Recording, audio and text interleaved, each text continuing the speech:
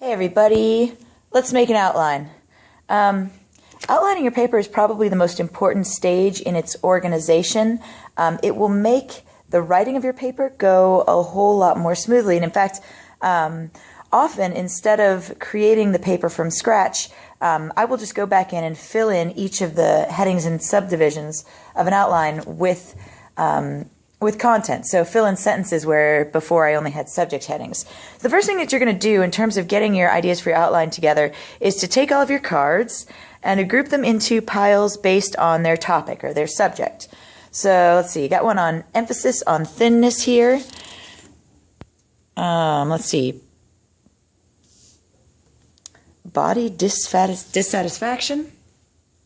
Beauty over time. Some more beauty over time.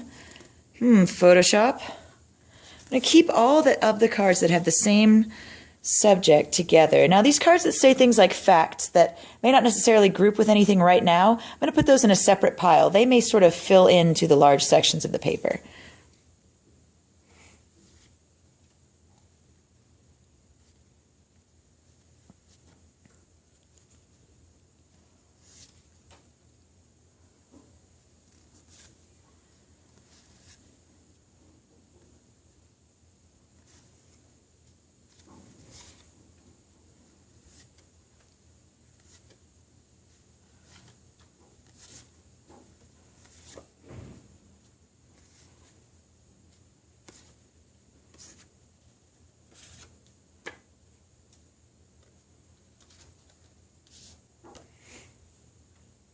Okay, so it looks like I've got body dissatisfaction, emphasis on thinness, beauty over time, emphasis on appearance, and then a section on Photoshop.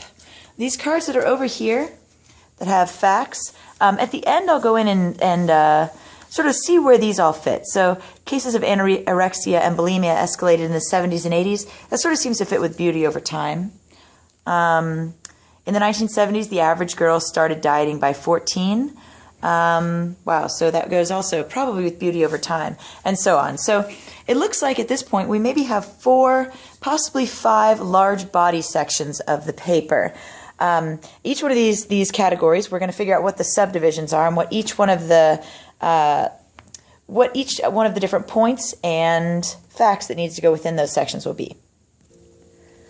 Okay, so each one of those piles is going to become a Roman numeral, or the largest level 1 section of your outline. So each one of the body sections of the outline is going to get a Roman numeral. I typically will start the introduction with Roman numeral 1,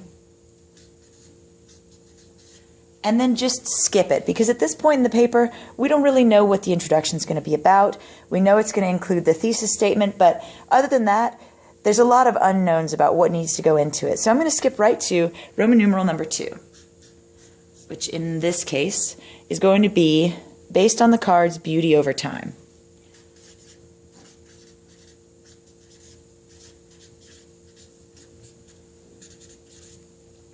So there's going to be a few different subdivisions of beauty over time. I'm going to have a section for beauty in the 1950s. And within that, I'm going to have a section where I talk about beauty standards.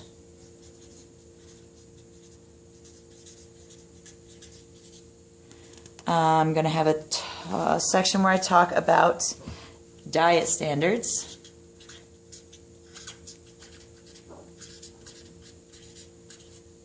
And health.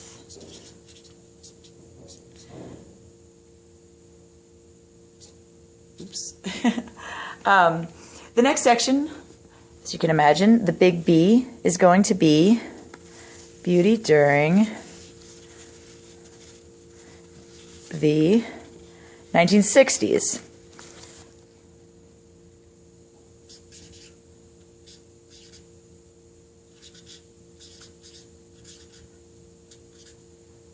Oh. All right, and similar topics will go underneath that. I'm going to have a 1, a 2, and a 3. Now, often you'll subdivide your outline even further than that. You may have lowercase a, b, and c. You may go even further than that and just use a dash or a bullet point there, but each one of the sections will get increasingly divided into more and more specific information down to the inclusion of specific quotes. So if you go ahead at this point and write in, if you have, let's see, sex symbols of the 1950s, known for their long legs and their busty hourglass figures, we know we're going to be using that one in this section on the 1950s. You may go ahead and write that in, write out the entire quote along with the citation there, so that you'll always know where you got that information and where to refer to.